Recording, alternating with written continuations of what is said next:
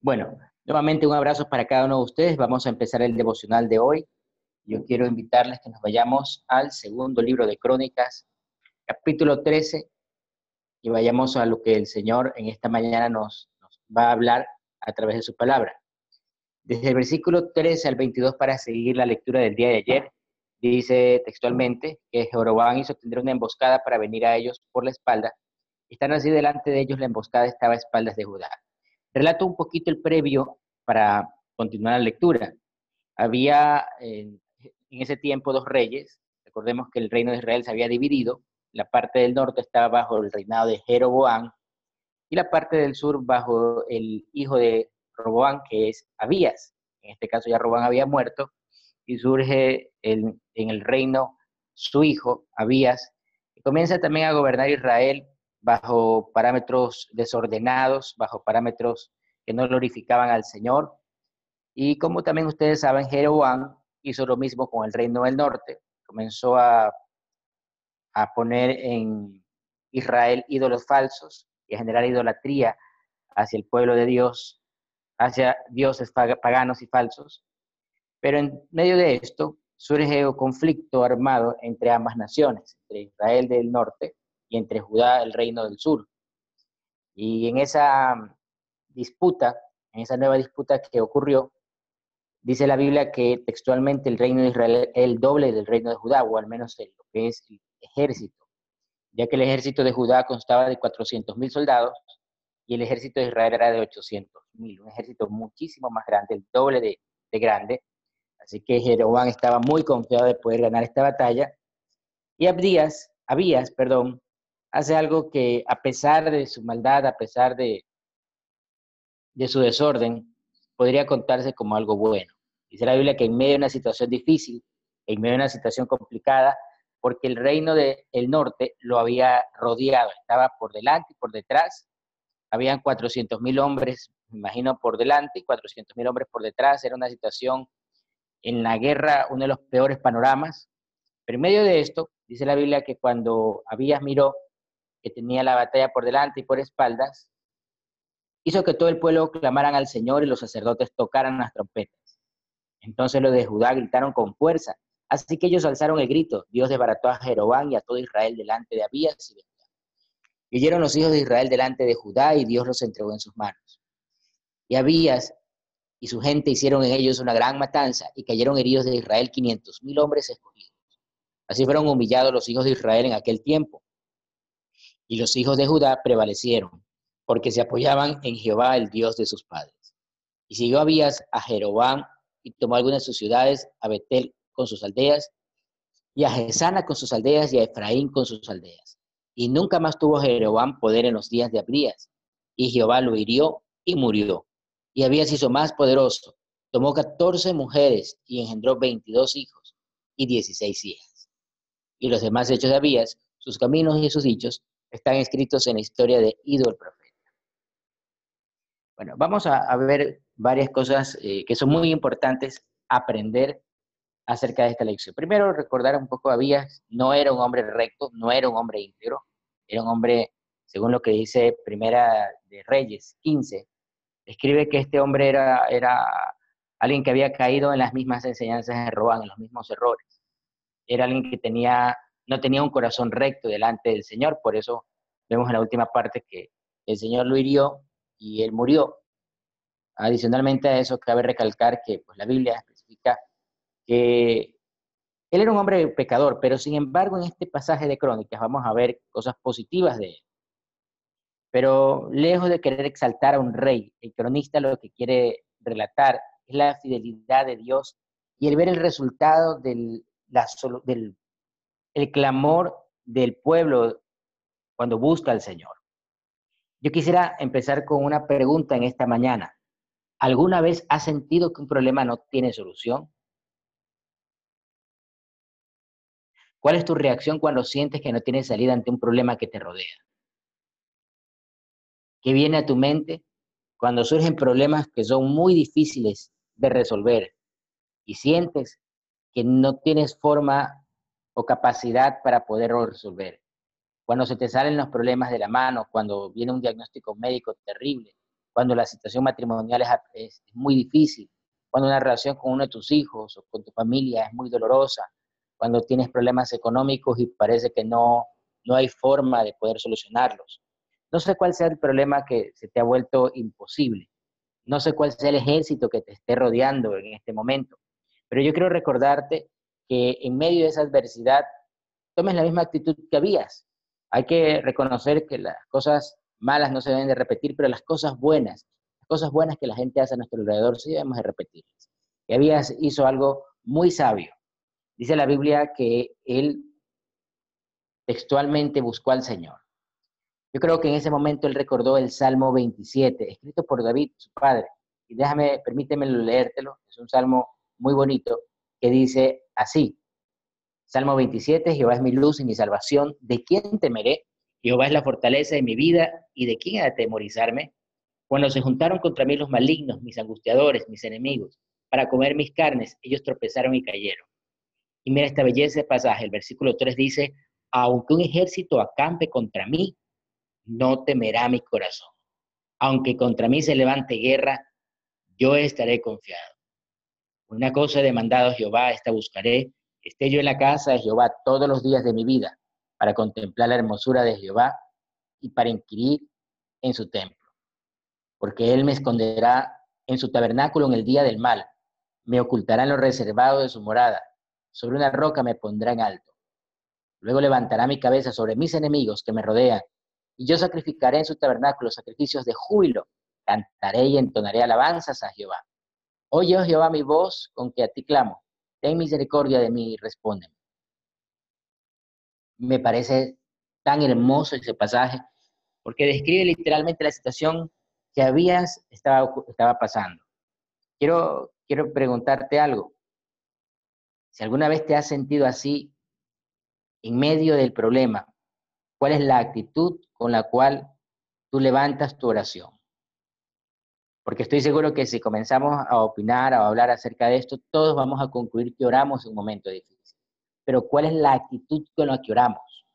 Porque eso también denota fe, denota la capacidad de esperanza que nosotros tenemos. Porque uno puede orar y puede orar derrotado, como lo hizo Josué cuando fue derrotado por los de Jai. Dice la Biblia que se postró ante el suelo y comenzó a decir: Señor, ¿para qué nos sacaste de Egipto? Estaba orando, pero sin embargo con una actitud de derrota. No tenía una actitud de victoria, no tenía una actitud de alabanza. Dice la Biblia en el Salmo 27 que David, cuando escribe este salmo, él tiene una actitud de victoria, él tiene una actitud diferente. En medio de la situación crítica de un ejército que lo rodeaba, él comenzó a alabar a Dios, pero no solo a alabar, sino con júbilo, a exaltarlo, a cantar alabanzas al Señor. Y esto dice la Biblia que hace su nieto, Abdías, o su tataranieto Abdías. Dice la Biblia que en medio de esta situación difícil, en medio de esta batalla, hace tocar las trompetas a los sacerdotes. ¿Por qué a los sacerdotes? ¿Por qué no puso a cualquier persona? ¿Por qué no puso músicos? Dice la Biblia que utilizó a los sacerdotes y a los de Judá y toda la tribu, gritó con fuerza. ¿Por qué alzaron su voz? ¿Por qué gritaron? ¿Qué habrán dicho en ese momento? Estoy seguro que lo que hicieron fue poner en práctica el Salmo 27. En medio de la dificultad, ellos alabaron al Señor con júbilo, alabaron al Señor con una actitud de victoria, no con una actitud de derrota.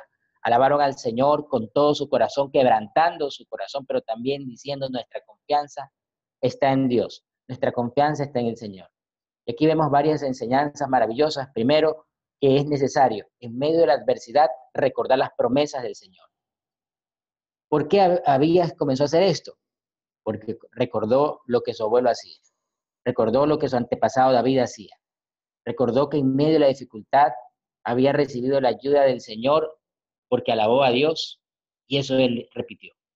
Mira qué importante que nuestras acciones y nuestras palabras marquen positivamente y edifiquen la vida de nuestros hijos.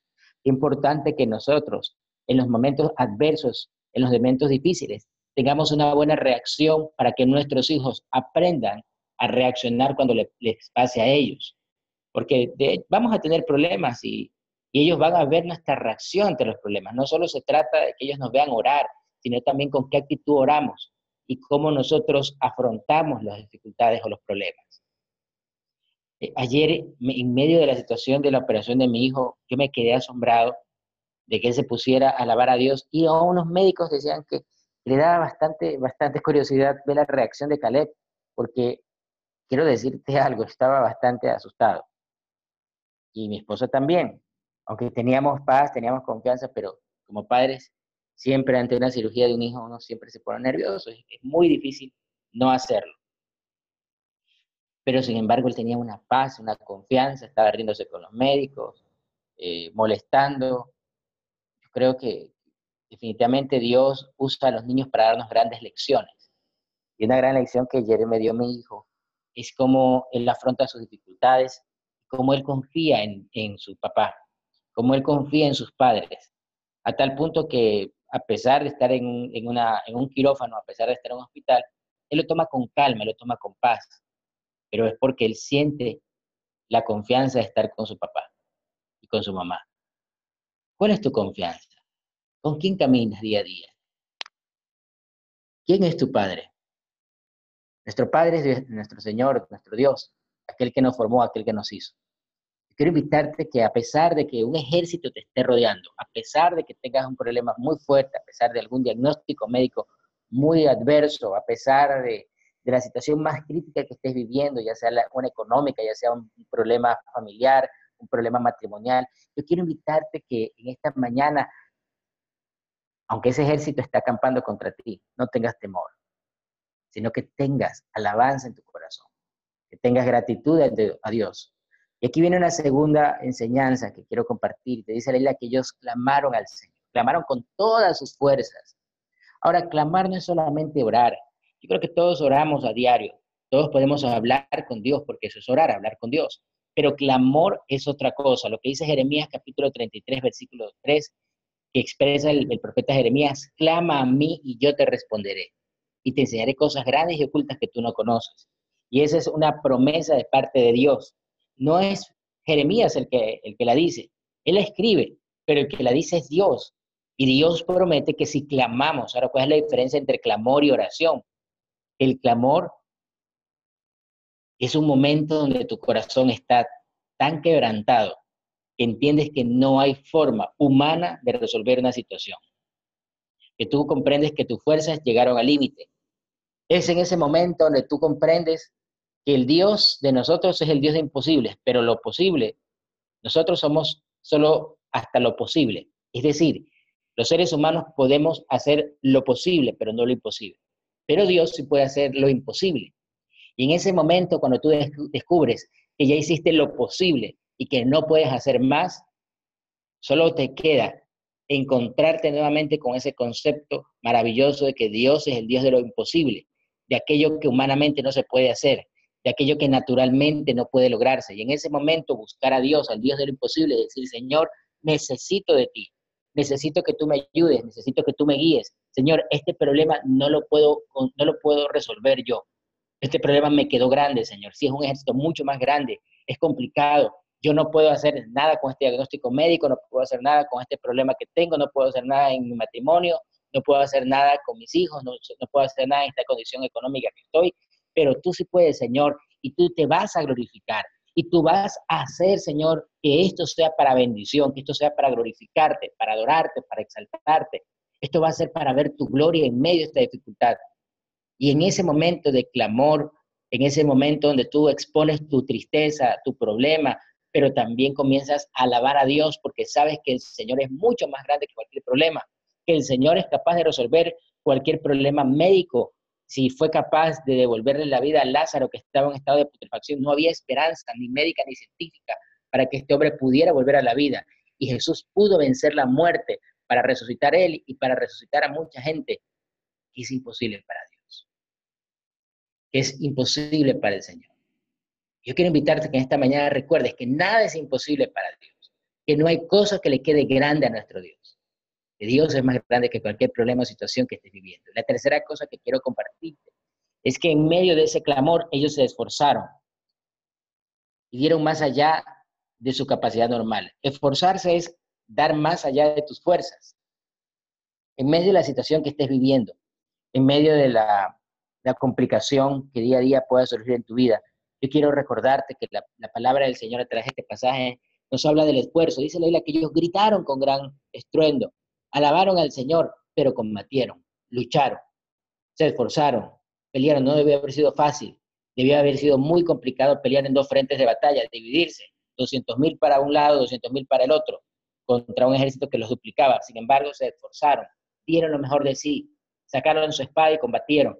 Yo quiero invitarte que ante el problema que estés viviendo te esfuerces. Yo quiero invitarte que en medio de la situación crítica que estés viviendo, tomes la espada, que es la palabra del Señor, tomes las promesas que Dios te ha dado y salgas a luchar. Que no te rindas, que a pesar de la angustia y la tristeza, recuerdes quién es tu Padre y quién está contigo para poder vencer a cualquier gigante que se haya levantado para tratar de derrotarte. Yo quiero invitarte que en esta mañana levantemos nuestra voz y vamos a adorar al Señor, vamos a exaltar a Dios.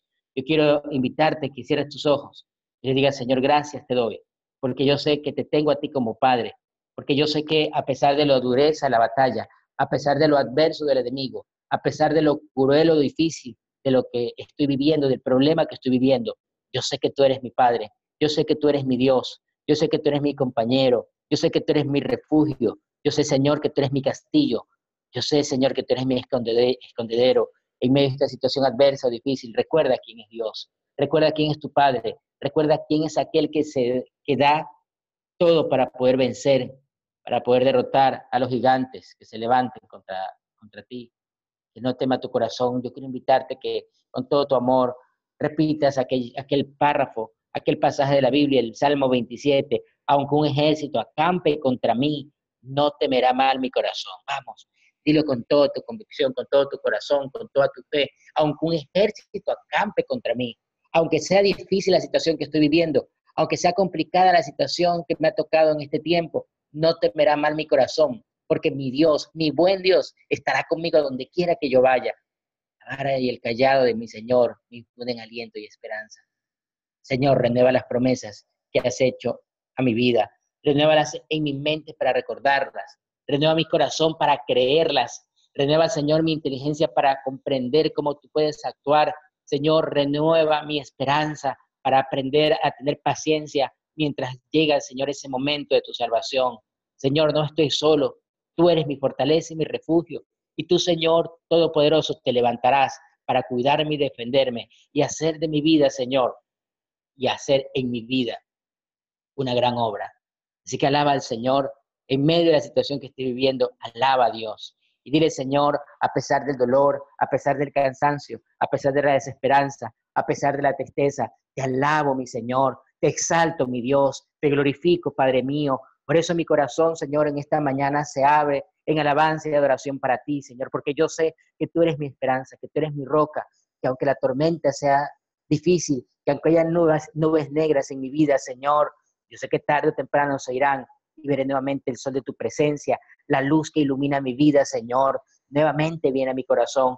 Así que en esta mañana clamo a ti, dile, Señor, yo clamo a ti, abro mi corazón, Señor, para que tú renueves la esperanza, para que tú renueves mi fortaleza, para que tú renueves, Señor, mis fuerzas, porque dice tu palabra que tú darás nuevas fuerzas, tú levantarás al caído, como las águilas, Señor, nos levantaremos y volaremos alto, tú nos darás las fuerzas del búfalo para seguir luchando, Señor.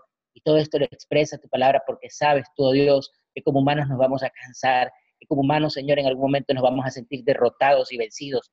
Pero tú, mi Dios, eres el que da la capacidad para levantarnos. Tú, mi Dios, es el que das la capacidad para volver a pararnos y volver a seguir en la pelea, en la batalla, luchando esperanza contra esperanza, luchando cada día, pero conociendo, Señor, que no estamos solos, entendiendo, Señor, que tú estás con nosotros para ayudarnos, para guardarnos, para limpiarnos nuestras maldades, para esforzarnos, Señor, en medio de la pelea y ayudarnos a salir victoriosos, a pesar, Señor, de que el ejército que acampa contra nosotros sea mucho más grande. Pero tú, Señor, eres más grande que cualquier ejército, eres más grande que cualquier problema. Tuyo es el reino, el poder y la gloria. A ti, Señor, a ti nos entregamos nuevamente y te pedimos que nos acompañes en este día, que nos ayudes a ver tu gloria y tu victoria en todo lo que vamos a emprender. Te damos la gloria y la honra. Te damos nuestra alabanza, Señor, en el nombre maravilloso de nuestro Señor Jesucristo. Amén.